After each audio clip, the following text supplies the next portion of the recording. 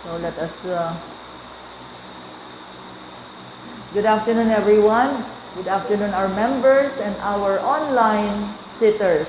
For a while, there was no signal. But that is what life is. Now you see it, now you don't.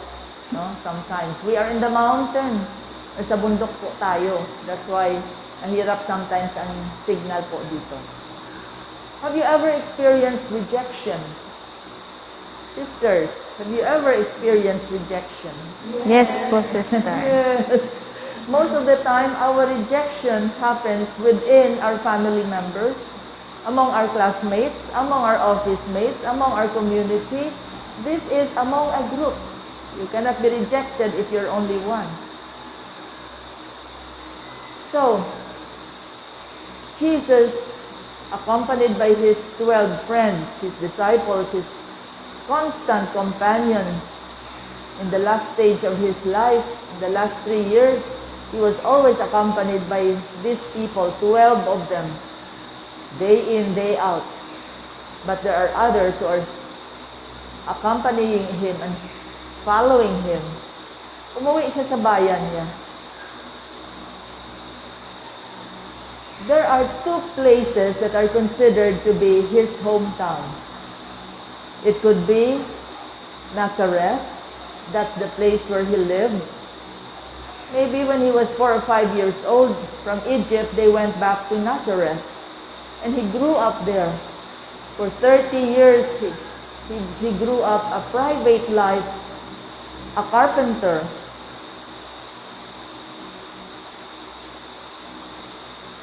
But it could also be Capernaum. Capernaum became his hometown too. When you enter Capernaum, there's a big signage that says, Capernaum, hometown of Jesus. For those of you who have been with me to the Holy Land, you must have remembered that. But nothing to see in Capernaum. Only a dedicated area that is said to be below that. Doon daw pinagaling ni Jesus ang nanay ni Peter. But then beside that structure is a big synagogue.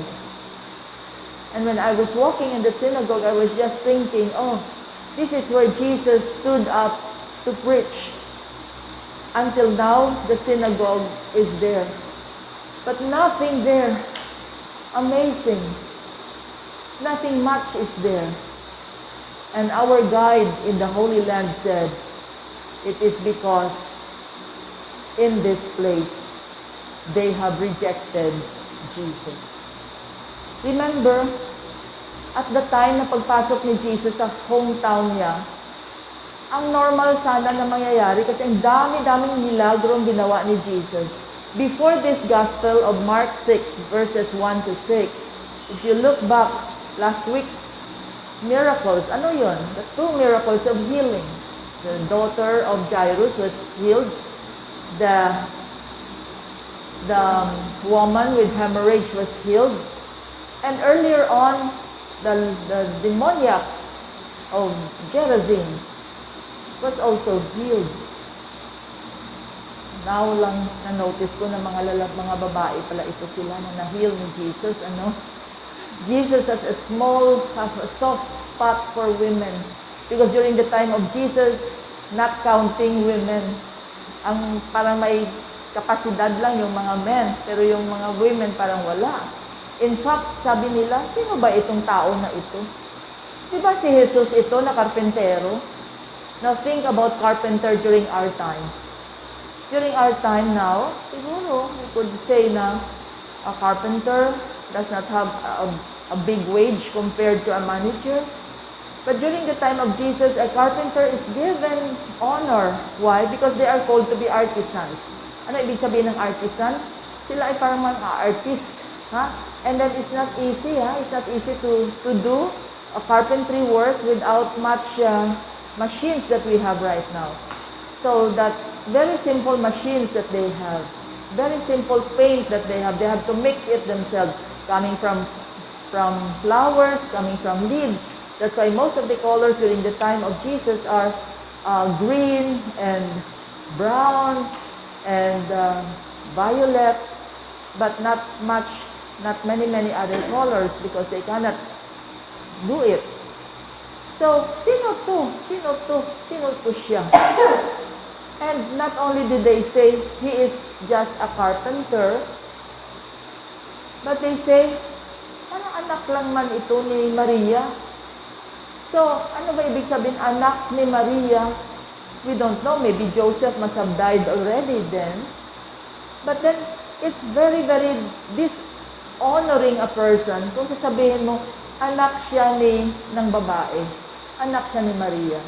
Tingnan niyo yung mga pangalan na Bartimaeus, for instance. Anak siya ni Timaeus. Si Timaeus lalaki. Bar-Jonah. Anak siya ni Jonah. Ha? Okay. And Jonah ay lalaki yan, ha? At that time, no? The sign of Jonah. So, to say that anak siya ni Maria is already dishonoring because women during the time of Jesus were not really honored. So, tingnan niyo, Jesus entered his hometown as a rabbi, as a teacher. But then siguro, sabi pa nila, may mga chismis na nangyayari, na sabi-sabi ng ibang mga eskriba na, yan si Jesus na yan. Hindi yan nag-aral. Hindi yan nag-stay doon sa Jewish school. Hindi siya nag-aral. Kung makikita mo, when you go to Jerusalem, makikita mo mga tao na nakasyol, no? Tapos, umuupo sila, napakalaki ng napakita nila. Tingnan nyo, nag-aaral ako ng scriptures. Yung mga school nila, makikita, bandana, nag-aaral talaga. Now, they have never seen Jesus study. And those are some of the things that made Jesus unpopular during his time. He was very popular in the Gentile countries, but on his own, this side of Jerusalem, this side of Capernaum and Nazareth, he was not popular. In fact, in Nazareth, they say, his mga kamag-anak niya, they went to him and they said, no, he must have lost his mind. Maybe he is already insane because they cannot understand. Ano bang ginagawa natin sa mga tao na hindi natin maunawaan? There are people who are ahead of their time. Right, sisters? There are priests who are ahead of their time. There are people who are ahead of their time. Meister Eckhart is one. You are here in an Eckhart hall. During the time of Meister Eckhart, the great Dominican preacher, he was said to be a heretic. Hindi siya maunawaan. He was so much ahead of his time. When he said, all things work together unto good, including sin, hindi siya naunawaan. They considered him a heretic. But for us right now, we know that even bad things like this pandemic, itong pandemic na ito has become our teacher. Right? It is not really very bad. It has made families come together. It has made people become very creative. It has made people stay inside the house. It has developed our online courses. It has developed our Zoom capacity. It has helped us reach out to people even if we don't leave the house. Even now, we're just here, but you are listening to us wherever you are. So, there is something good. And that is what Meister Eckhart meant. All things work together unto good, including the bad things. And now, because he was ahead of his time, they're trying to make him a saint. They're trying to elevate him as a person who has done a lot. They are studying, even the Buddhists are studying Meister Eckhart. Many people, monastics, the monks, or the nuns, are studying Meister Eckhart as part of studies on contemplation. So, Jesus was not different from any. If you feel that you have been rejected, Jesus has experienced that. But there is something that is not so good that could happen because of rejection. We will become miracle stoppers. Stop. Meaning to say, kahit gusto mo pa, what happened to Jesus? Even if he wanted to do something very big for his own hometown, hindi niya magawa. Bakit? Be careful what you think, you will just get it. The Murphy's Law. They were saying, ano ba magawa niyan? Anak lang yan ni Maria, karpintero lang yan. Ano ba magawa niya dito? Kasi many of them did not experience the miracle. Hearsay lang, hearsay. And this is what you call in environment of enviousness. This is what you call leveling off. You level down. Kung hindi kayo maka-equal sa isang tao, the normal tendency is what you call the crab mentality. Narinig nyo yun, sisters, no? Crab mentality, you pull down the other para the same level po kayo. I remember coming home from studies in Spain. I was sent to Spain by my former congregation kasi ako lang isa ako ang makasalita ng Espanyol, konting Espanyol. So pinadala ako sa Spain. Pagbalik ko, wala ako assignment. Kasi nabigay na assignment, 3 years po ako doon. Wala ako assignment. Pagbalik ko, sabi ko, ano kaya ang gagawin ko nito? Kasi I could feel that yung environment is saying, si Panyang lang yan. We're just the same. Nakita rin ako nila na naging postulant ako, naging ano ako, tapos kung dito sa Maynila, kasama ko si Father Moraleda, ibibigay ako seminars. Kararating ko lang, at the time, konti pa lang ang may licentiate kasi sa religious life. So kami yun, no? Pero pagdating ko sa amin, I really tried my very best to lower down myself. Kasi of course naman, hindi naman ako taas just because may licentiate ka, mataas ka na. May nagsasabi nga, nakikinig yan sila kay Epi kasi may master's degree. Ay, nako. Hindi naman ganon. So, alam niyo kung anong ginawa ko? I gave myself an assignment. Bakit wala ako assignment? Kasi tapos ang klase doon, mga August, mga October na. Nabigay ng mga assignment Easter time. So, meaning to say, may panahon na lal na hindi pa ako nabigyan assignment. So, anong ginawa ko? Ako ang nag-cleaning ng the whole recreation room.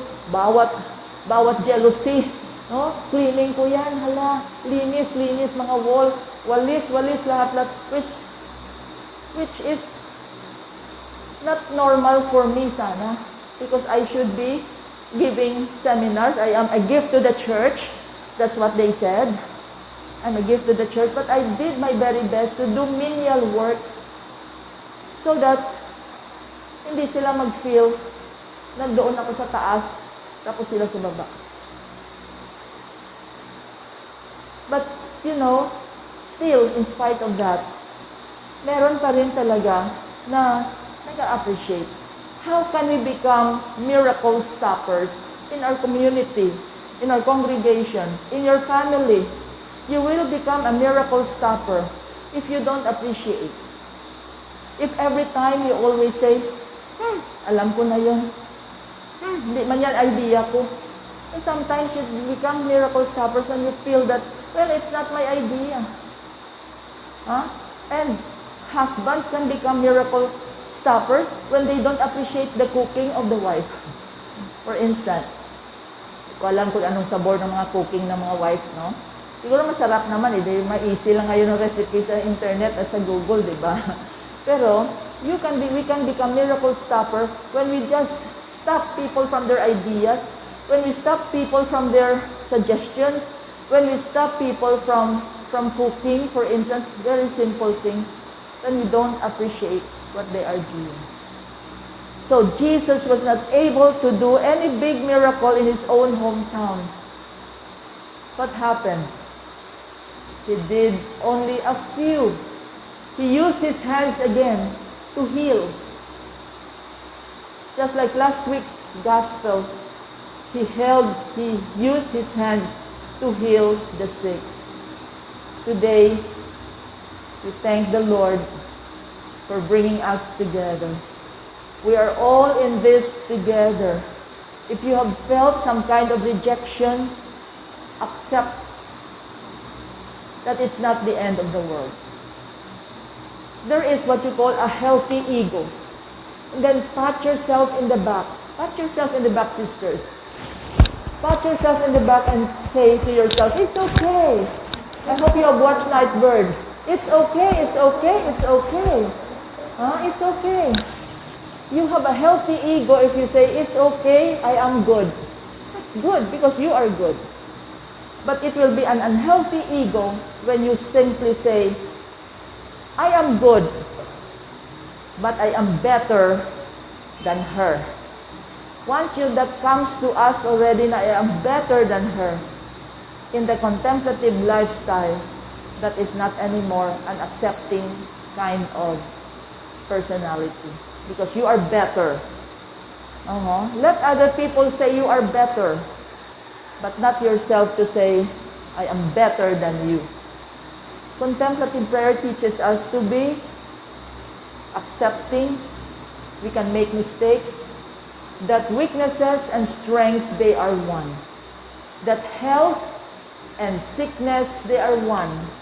Don't feel bad if you are sick right now.